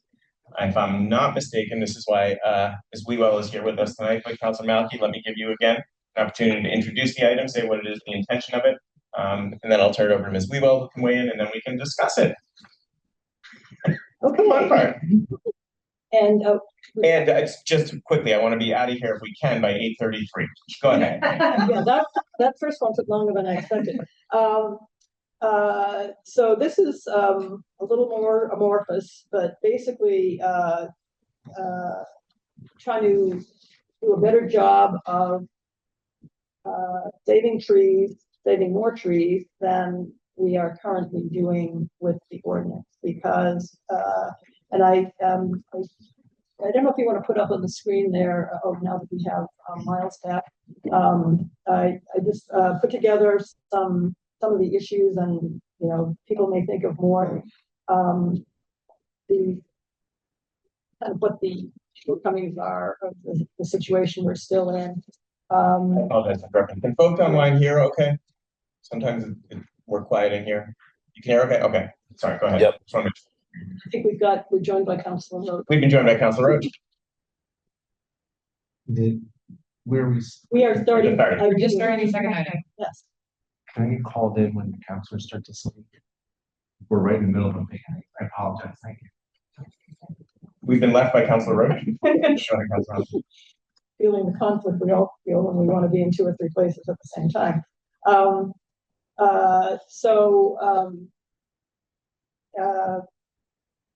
We've seen in the special permit process, which is where we see plans coming in, unlike the by right projects, which are sort of going on without our knowledge generally. We're still seeing projects that come in, and it appears there's been little to no effort to plan around trees. It seems like trees are generally treated as expendable, even in cases where there would be ways to avoid removing trees if some thought were given to it. One instance is where special permit came in with the stormwater retention system literally in the backyard under the canopy of the rear abutters trees. And after discussion and pointing that out, they changed to have the stormwater retention system under the driveway in the front yard, which would have made a lot more sense in the first place. So it seems that projects are being designed for whatever reason without fully considering what could be done to do a better job of saving trees, avoiding sort of unnecessary grade changes, considering without considering the impacts on neighboring trees that are close to the property line. So the question is really how to get that consideration done earlier in the process when people are willing to do it. There's kind of a difference between sort of the tear down type of projects where developers are clearly aware of the ordinance and maybe don't really care because they just see trees as sort of an obstacle or obstacles to maximizing FAR, obstacle to flattening the lot so that they can do a giant footprint instead of designing to the existing conditions. But then there's people who are maybe doing it's their one project, they're doing a addition, or they're even buying a lot to tear down a house and build a new house, and they're planning to live on it, not flip on it, and not flip it, and they hire an architect and they have a space to work with, and maybe they're not thinking at the beginning of the process, what's the best we can do to save important trees or adjust our design to fit the contours of the lot and avoid having to do grade changes, which might cause trees to die, even if they're not the footprint of the new build. So I was just trying to think of ideas how to bring in trees earlier in the planning process. So one example is DRTs, and this is where Katie Weewell is still there. Yeah. So that's for anything that's sort of a non-routine project, something that could turn into a special permit or a 40B or something out of the ordinary. That's sort of their first contact with the city. And as far as I know, we've never had anyone from urban forestry or participating in that meeting. It's more about, zoning and setbacks and dimensional controls and all of that. So if we could ensure that people are made aware of the tree ordinance and can anticipate the requirements of the tree ordinance at the earliest stages of that type of project. For special permits, if you look at any special permit on YouGov, you'll notice there's the landing page is sort of the details page, and then there's a tab that has the files. On the details page, there's a kind of a series of questions, many yes/no questions, referring to things like, have you been to historical commission? Have you been to conservation commission? If that's required, yes, no questions. And if we included, have you reviewed the requirements of the tree permit? Or something to that effect. Do you have an arborist? If so, who is it? To put that awareness right at the first stages of applying for a special permit, instead of, as we've seen at land use, we see projects that come in and they can't tell us what the tree plan is because they haven't gotten that far. I'd like to see tree plans incorporated earlier into the planning process. I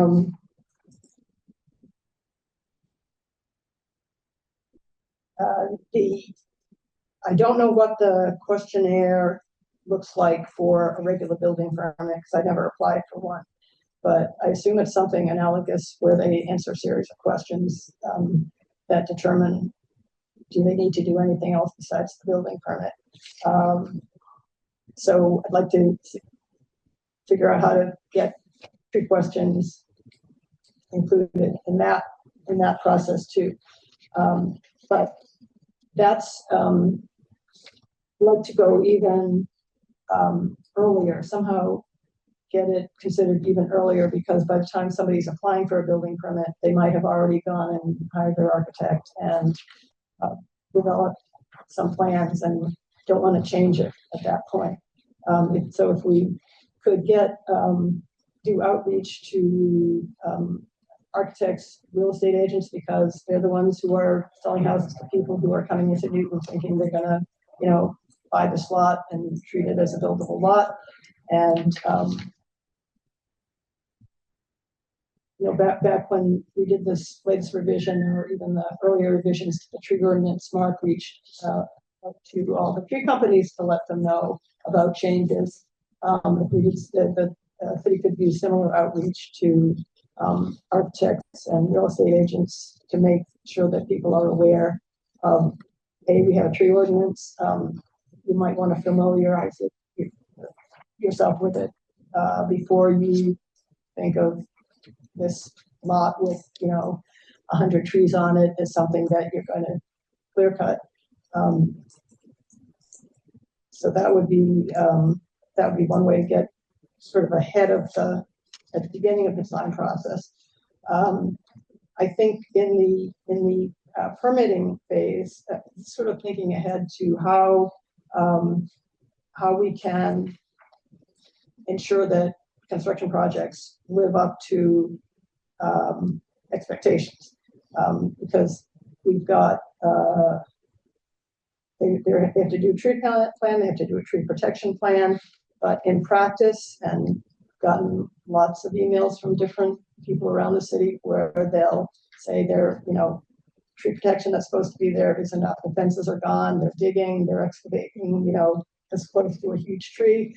And by the time, it's reported, the damage is already done. And all they can do is, they can do a stop work order. They can try to remediate any damage to the tree, but it's too late to really fix it. So a couple of suggestions here. Having plans include the overdig requirements. How much, when the footprint is in one place, but how much, where are you really going to be digging? How far out are you really going to be digging for the workspace, the window wells, whatever else it is that's going to be affecting the wider area, and overlay that onto the tree protection plan. And does it add up? Is it have the arborist evaluate whether that's reasonable, and Mark check it if it's reasonable? Because right now it seems like I've seen cases where the arborist has done a really good tree protection plan and they hand it to the developer, but it's not what ends up happening. So how do we avoid that? Another way is to make sure, have to submit pictures of the tree protection fences, whatever they're putting up around the trees, to demarcate the area that's going to be the no construction area. Have pictures of that to verify that it actually happened. And I think this kind of ties in back to the notification requirement, because if people, neighbors are aware of what protections are supposed to be in place and where to find them, then they can report if they're not during the construction process.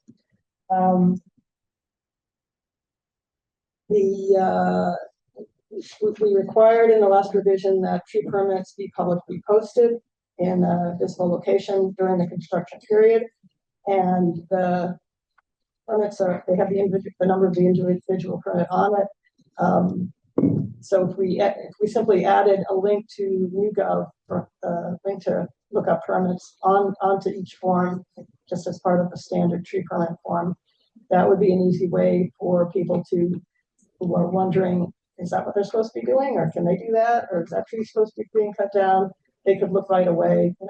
Most people have cell phones; they could look it up. And also having a way to some kind of basically who to call if you see stuff happening. Because I remember once when Greer Swiston, the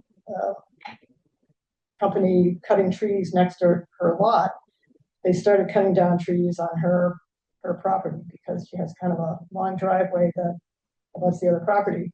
And Mark was on vacation. It was July, and I didn't really know who to call and how to fix it at that point. So we ought to have kind of a rapid response, who to call if you see something that doesn't look right, and it's going to be irreversible damage if it keeps going on. And then the last section here was kind of about looking at the bigger picture of beyond trees, what can we do to promote low impact development? And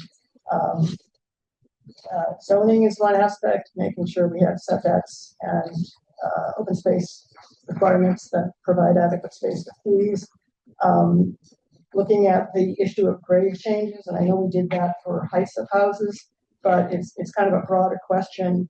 We're getting a little beyond this document. Yeah. So why don't you focus in on the thing you're asking, maybe what's it need to do now? Yeah, so I'm open to hearing other people's ideas, but I think things we could do right away are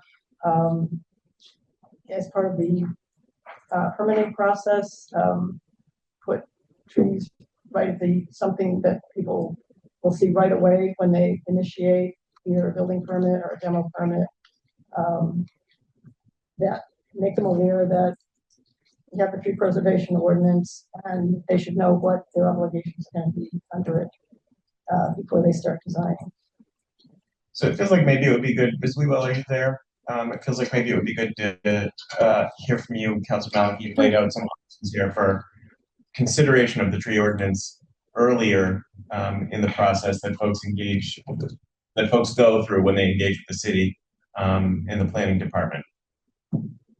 Sure, yeah, I can speak to some of what Councilor Maliki was addressing, and I'm happy to take a look at the document that was shared so I can kind of really dig into where there is some opportunity. So I think DRT is sort of the first point of contact with the planning department, and that stands for Development Review Team Meeting.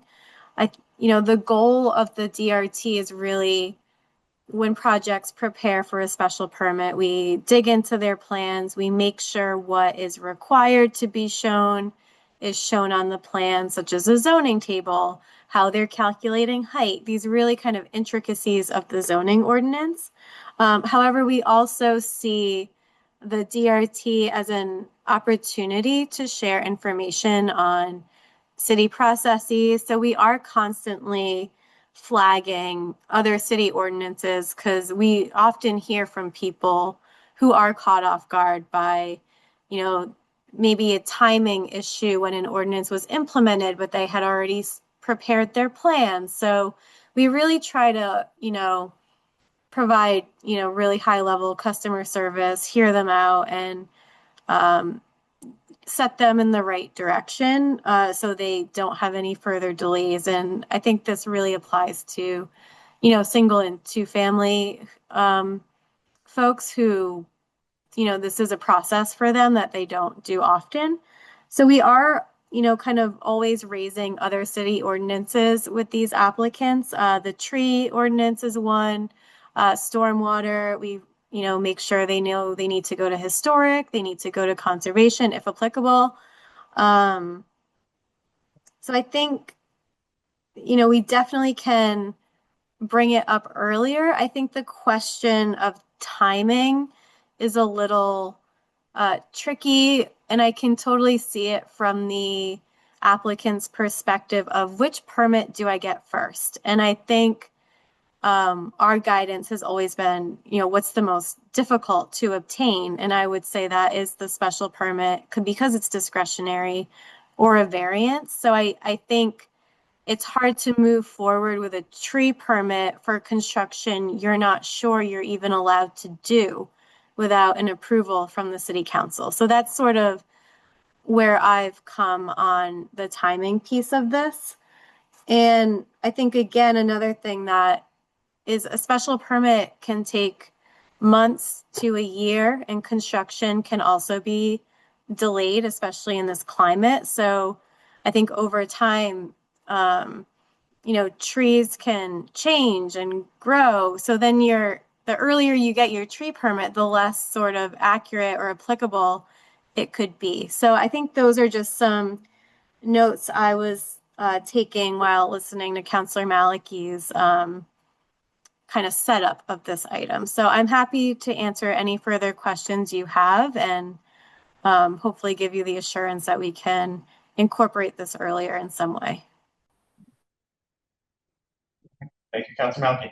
Oh, yeah, thanks. I just wanted to clarify, and I had a question for you. I wasn't suggesting that they actually get their tree permit because I don't think that's practical before they actually have the design. But to ensure that they are aware of, for example, like the current inch replacement schedule, which is going to change year to year, and just make them aware that the tree permit is a thing and what the requirements are going to be, so they have an idea of the scale of what they might be required to pay or plant in inches, and give them an opportunity to take that into consideration as they plan that project.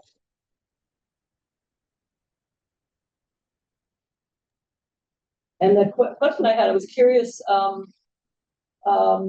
many DRTs do you do in this category a year, say, and how many actually turn into or stay special permits, and how many they decide to just do what they can do by right, that they've still gotten the benefit of your input.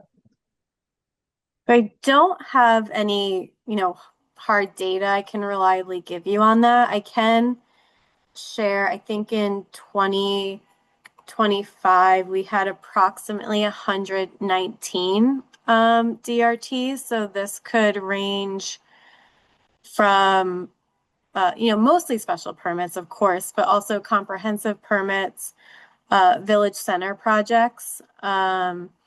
Sometimes we do try to help them find ways to do things by right. But I would say that's very few. And sometimes they just don't go anywhere. It's more about sharing information and, seeing what the right step forward is. But I would say most are turned into special permit applications. Okay, I was curious about that. Sure. So it sounds to me like well, I can't tell if you're saying that there's a way to incorporate the tree ordinance earlier, but it sounds like you're already prepared to at least provide notice. And we may have a standard notification form soon, I don't know, but to provide notice of the tree ordinance and certain components of the tree ordinance to anyone before DRT. Is that right? Yeah, we often follow up with applicants with links to the NewGov portal application for their actual filing for the special permit process. So I think that could be included there. I'm just, as I'm hearing Councillor Malachy talk about the intra-placement schedule, that's not something I have any expertise in, so I wouldn't be able to really answer questions about the tree ordinance, but I can certainly let them know it exists and point them in the right direction. I think that's what Yeah. Wherever we can, make people aware of it earlier. Yep. Right. Okay, Councilor Albright. And I guess just to that point, Ms. Wewell, like what I heard a few minutes ago is, I think what I heard a few minutes ago is that DRT might be the right place for planning to at least acknowledge or look at a builder developer and say, okay, I see the plans here. Are you aware of the tree ordinance? Have you thought about, you might be able to defray some costs if you were to reorganize some of the design elements here, in addition to perhaps the 100 other things you're trying to accomplish at a DRT. But I'm just wondering, it could be fairly top level, like, are you aware of the tree ordinance? Right? Like, there are penalties for taking down trees in some particular instances. Here's what they are. Here's where you can read more about it. And if the DRT is not the right time or place to do that, maybe we could ask you to have a conversation within planning when it might be more appropriate to at least put these on the property owner's radar. Right. Yeah, it's definitely something to consider and think, if not at DRT, where is that opportunity? Because it might be easier to have them point to it than us guess. Right. Was my point Okay, thank you. Councilor Charm. I love Councilor Malachy. I really appreciate a lot of the ideas you put out. The one that sort of caught my imagination the most was about talking to realtors. It feels like realtors, architects, anyone who's like your first point of call, and you're like, what could the possibilities be here? And that way, like, it sounds to me, I'm not familiar with DRTs in that process yet, but it sounds to me like that's basically the route to the special permit process. If we wanted to be also helping to affect those that are by right projects, like many of the ones that we've heard of that are single family homes in single family zone areas, then maybe the realtors and the architects is sort of the upstream place to go. Could it be something as simple as creating a really like a marketing material that is like a brochure that is targeted to these sorts of audiences that we could be helping to distribute, right? Where it's like speaking plain language, like, as you're working with, your clients who are in Newton, like, here's some things to consider. We really love trees here. We want to make sure that as many of them stay up as possible. And, like because of that, like, and also, cost savings, you can have less expensive projects if you were to plan up front, to be avoiding tree removal, and by the way, could be doing for all these other reasons. So, maybe that's something that we could be exploring. I don't know whether that requires an ordinance, but it feels like that would just be like no brainer. You should just do that. I don't think that needs an ordinance. I think that's, and we have all kinds of informational stuff. So are we engaging realtors now? I'm not aware that we have. Okay. I think when we had the March 24 revision going into effect, I think at least one real estate agency on their own was telling all their people about it in a very fearful, inducing way. Right. But it's a means of getting the word out. Yeah. And I think as has been mentioned, other towns have, Brookline has a very strong one. I think Wellesley has something, Lexington has something. So anything that sort of brings the benefit of tree preservation and development that's sensitive to the environment in other ways could be an asset for like an architect's work in other towns as well.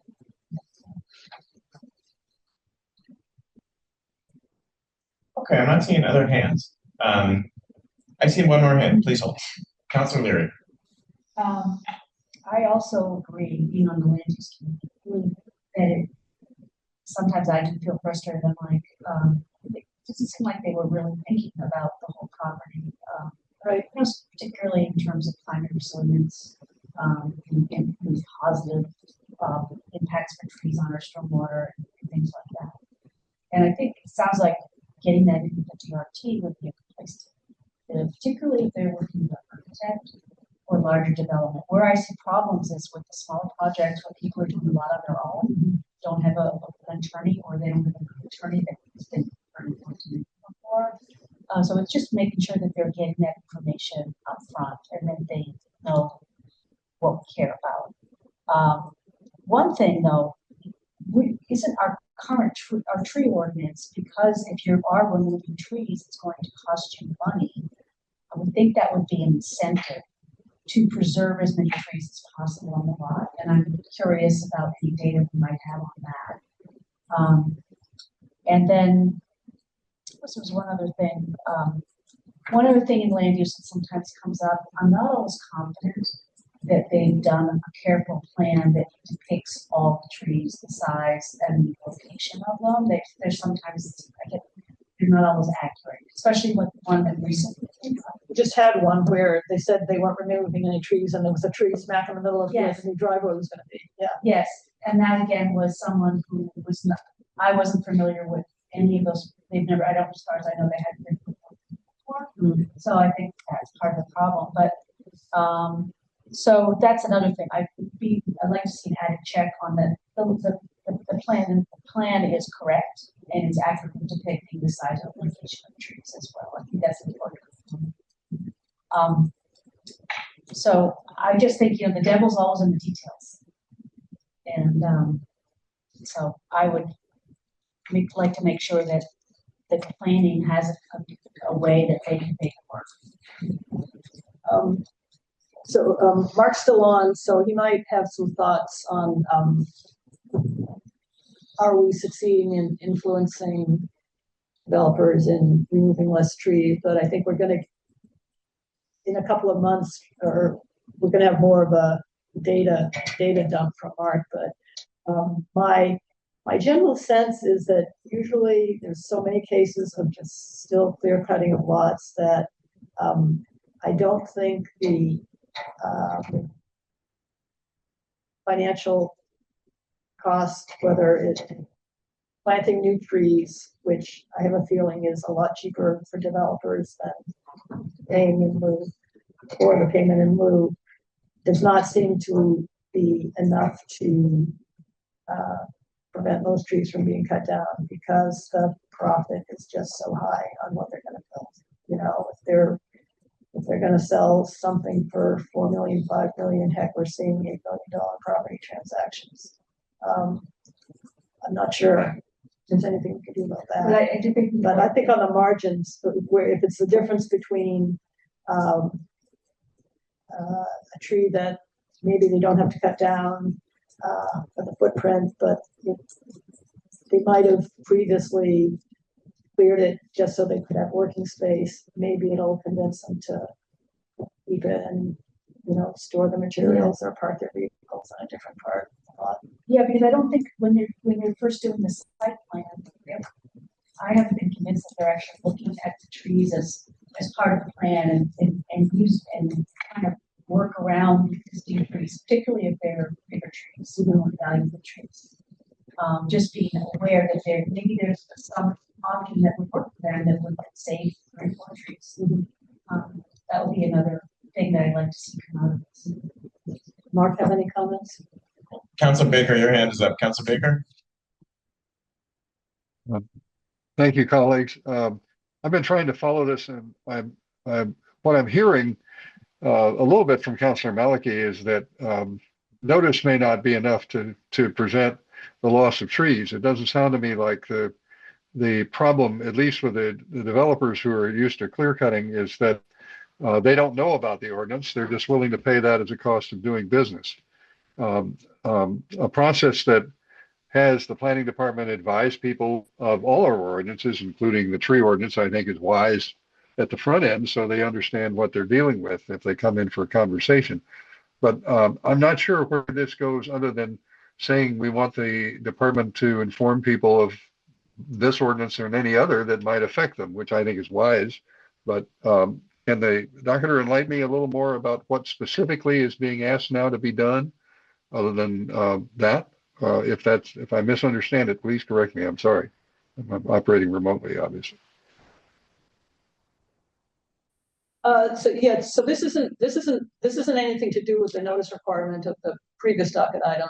This is more sort of procedural. What can we do in our city processes to make sure that people who are not regular developers who are already familiar with the tree ordinance, but people who are coming in and doing one project or one addition or something like that, making sure that they're aware of it. No, I understood that, because it's not the notice that you talked about earlier, but this strikes me as good administration anyway. Maybe it's a new item to be put on the checklist, but I guess what I'm trying to understand is what action item do we have at the city council for this if we do? Maybe we don't. It's just good administration, and it sounds like the administration is willing to do that, but I just didn't know, what are we asked to do in the committee tonight?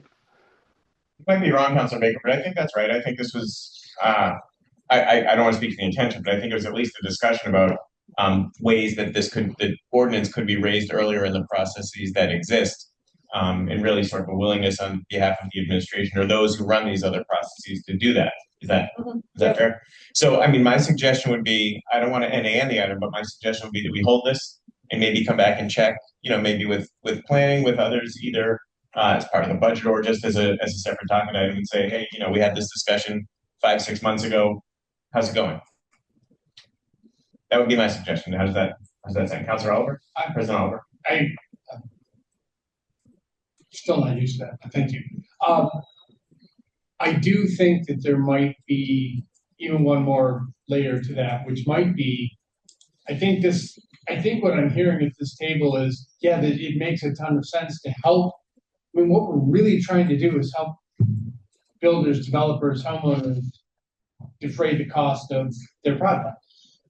as well as improve reduce environmental impacts, right? Preserve trees, all these things that as a community we want. There are two completely separate tracks, right? By right projects and special permits. It seems to me that perhaps a little more homework, and I don't know if it has to do with ISD and planning or some other department, but it seems to me that most architects will show up at the counter at some point, not only with every project, but at some point period as they're onboarding to, the myriad of ordinances that Newton has that they're going to have to abide by. Maybe that's the exploration that should happen between tonight if we hold and when we bring it back is to say, look, I think we're all on board with the idea of getting what we want, preserving trees. And then here's what it would take to actually get further upstream. And then maybe even make the determination, and this is what I think I'm hearing from Councilor Baker, is there an action that the council needs to take? If so, what might that be? Is it different for special permits than by right? And or what would we like to see the city do about that if it's not a council action? Because I think the idea is solid. It's the execution of it that I think we need to kind of ferret out. And you've got a lot of the ideas here. Maybe it's some combination of 2 or 3 of these or something completely different. I don't know, but I do think the support is here. It's just, what do we do with it? How do we aim it? Yeah. Best way to do it. What helps people the most in those homes. Okay, so can I get a motion to hold? Councilor Maliki has moved hold. Any discussion on that? All right, all those in favor of hold, please say aye. Aye. Any abstentions? That's 8-0. Can I get a motion to adjourn? So President Oliver has moved to adjourn. Any discussion? All those in favor of adjourning, please say aye. Aye. Any opposed? We are adjourned. Passing 33. It was an admirable, laudable goal. Thank you all. Councilor Miller, can I ask you one more question? You mentioned that you may be getting a data down.